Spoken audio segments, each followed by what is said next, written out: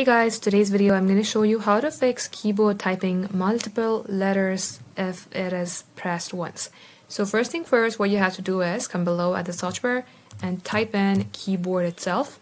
You will see it under control panel, open it. Now as you do that, you will see keyboard properties and you will see what is there in your screen. So if it's all the way to the long, you have to make it closer to the long.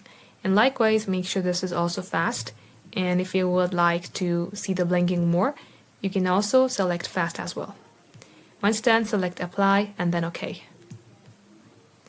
Now, see if this fixes a problem. If it's still not working, come below at the search bar again, type in Device Manager. You will see it under Control Panel, so go ahead and open it. Now wait for this page to be loaded, and likewise, you will see something related with keyboard.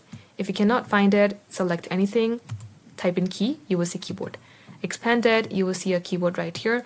Right click onto it, select Update Driver. Search automatically for drivers. Once done, close it. Now lastly, go ahead, restart a device. Try again and it will fix the problem.